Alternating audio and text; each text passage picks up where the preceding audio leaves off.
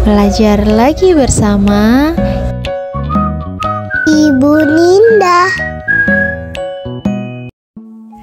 Assalamualaikum anak-anak soleh dan solihah. Bagaimana kabarnya hari ini? Semoga tetap dalam lindungan Allah Subhanahu wa Ta'ala. Kali ini kita akan membahas tentang rukun iman.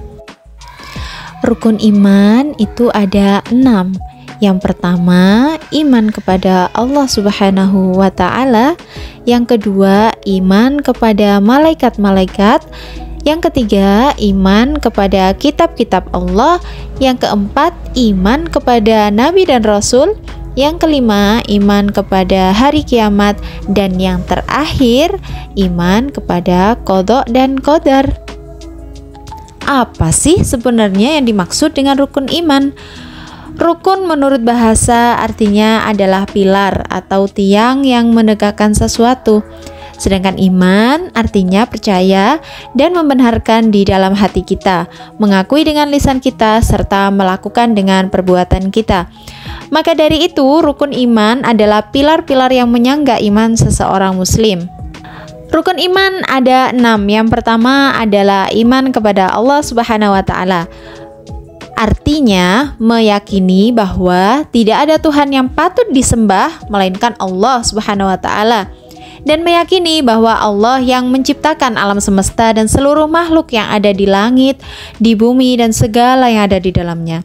Eksistensi Allah sudah ditegaskan dalam Quran surah Al-Anbiya ayat 22 yang artinya sekiranya ada di langit dan di bumi Tuhan-Tuhan selain Allah, tentulah keduanya itu telah rusak binasa. Maka Maha Suci Allah yang mempunyai arsy daripada apa yang mereka sifatkan. Rukun iman yang kedua yaitu iman kepada malaikat. Malaikat adalah makhluk ciptaan Allah yang berasal dari cahaya. Jumlah malaikat sangatlah banyak.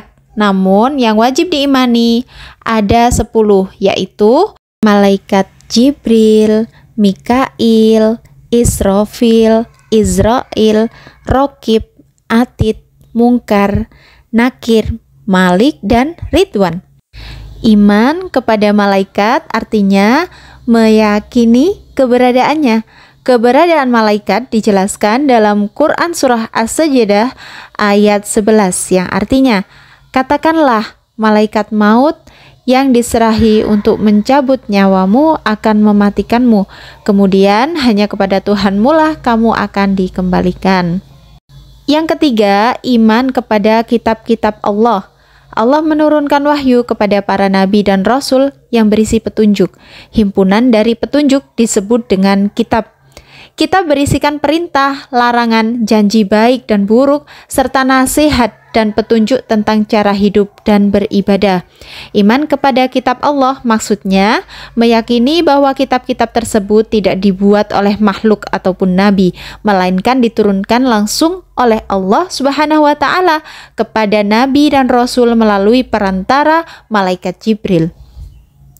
Sebagaimana diterangkan dalam Quran surah Al-Baqarah ayat 258 yang artinya Rasul itu telah percaya akan apa yang diturunkan kepadanya dari Tuhannya, dan segala orang mukmin pun percaya pula. Masing-masing percaya kepada Allah, malaikatnya, kitab-kitabnya, dan utusan-utusannya.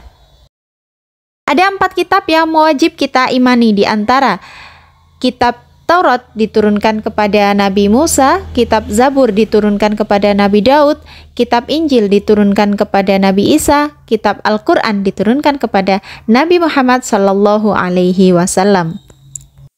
Rukun iman keempat yaitu iman kepada Nabi dan Rasul. Iman kepada Nabi dan Rasul artinya meyakini bahwa Allah mengutus para Nabi dan Rasul untuk menyampaikan risalah tauhid kepada umat manusia. Perbedaan Nabi dengan Rasul adalah Nabi belum tentu Rasul, sedangkan Rasul pasti sudah Nabi. Iman kelima yaitu iman kepada hari kiamat. Maksudnya, umat muslim harus meyakini bahwa akan ada masanya alam semesta kita ini hancur dan tergantikan dengan kehidupan akhirat yang kekal tiada akhir. Kiamat terbagi atas kiamat sugro dan kiamat kubro. Kiamat sugro itu adalah kejadian hancurnya alam semesta dalam skala kecil, contohnya banjir, tsunami, dan gempa bumi, serta yang lainnya. Kiamat kubro adalah kejadian hancurnya alam semesta beserta isinya yang ditandai dengan munculnya Ya'juj dan Ma'juj. Nomor 6 adalah iman kepada qadha dan qadar. Rukun iman yang terakhir ini artinya percaya bahwa segala sesuatu terjadi atas izinnya Allah Subhanahu wa Ta'ala. Maka dari itu, segala sesuatu yang terjadi harus diterima dengan lapang dada oleh semua makhluk, karena nasib baik dan kurang baik itu telah ditentukan dan ditetapkan oleh Allah Subhanahu wa Ta'ala. Qadha adalah sesuatu yang ditetapkan oleh Allah Subhanahu wa Ta'ala, sedangkan qadar adalah sesuatu yang telah ditentukan Allah sejak zaman ajali.